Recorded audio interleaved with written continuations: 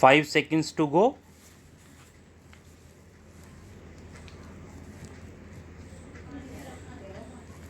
Start.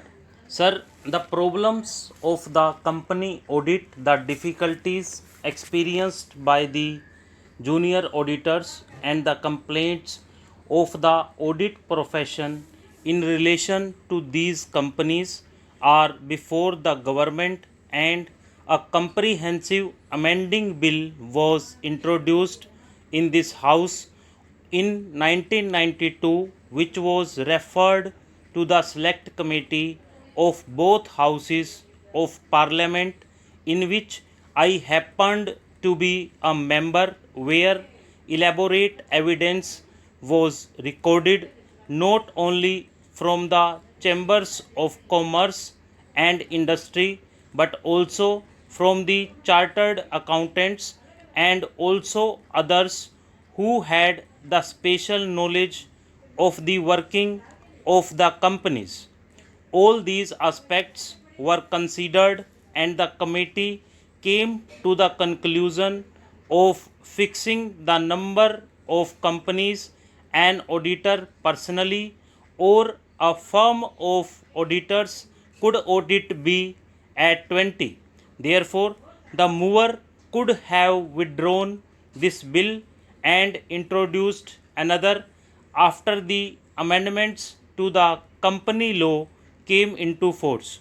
One of the reasons advanced by the mover is that the social concept should be introduced into auditing, by which perhaps he means that there should be dispersal of audit work among the thousands of members of the audit profession.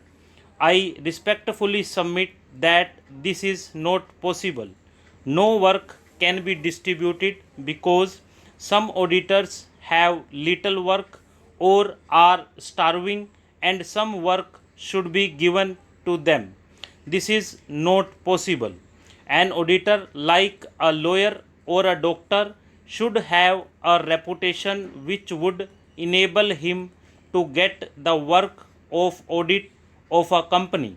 Naturally, companies would select auditors or firms of auditors who have a reputation in their profession. Therefore, it is not possible to introduce the social concept in auditing in fixing the number of companies a firm of auditors should be allowed to audit under the Act.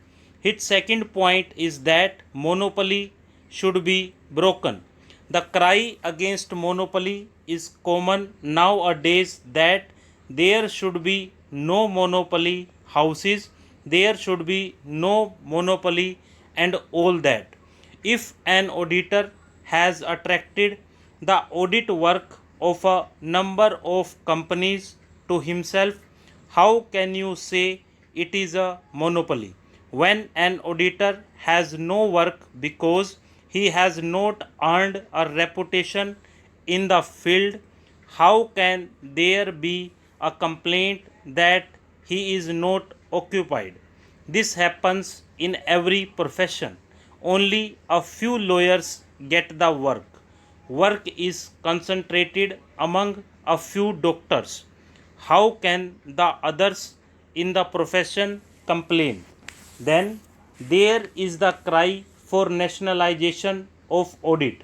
The mover mentioned it while moving the bill. How can there be nationalization of a profession? Have we thought of nationalization of the legal profession or the medical profession? It is not possible. Can the state maintain a panel of lawyers? The state do appoint lawyers in case where a client is not able to engage a lawyer, but no government, no state can maintain a panel of lawyers, doctors, and so on to look to the needy. It is not a workable proposition. Nationalization may be a good slogan, but it does not work in relation to certain professions in which the success of an individual depends on his own merit. Another point urged by the mover was that an auditor should be changed every 2 or 3 years. His main complaint is that an auditor or firm of auditors auditing the accounts of a particular company for a number of years may act in collusion with the firm and may not do the auditing faithfully or correctly, that he may be hand in glove with the company and its directors. In such cases, where a chartered accountant is found to be guilty of misconduct, there are provisions in the Chartered Accountants Act under which action can be taken against him. It takes 2 to 3 years for an auditor to understand the working of a company. All these questions were gone into the joint committee in great detail, and then it was found that no limit could be put.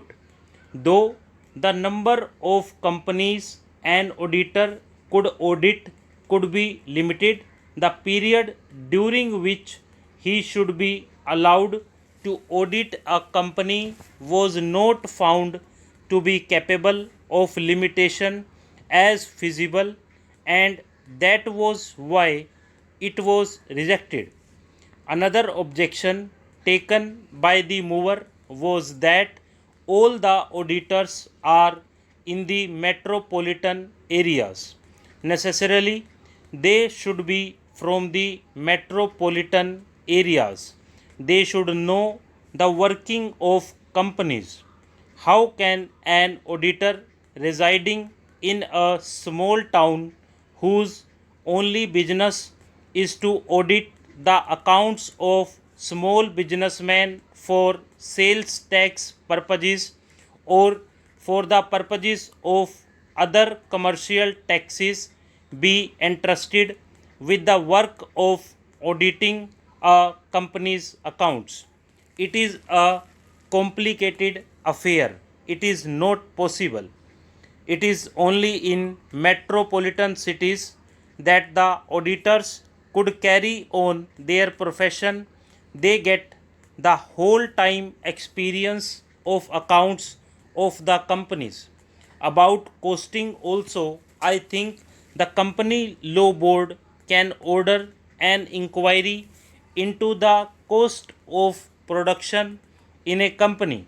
I think all those provisions have been made after elaborate discussion. Stop.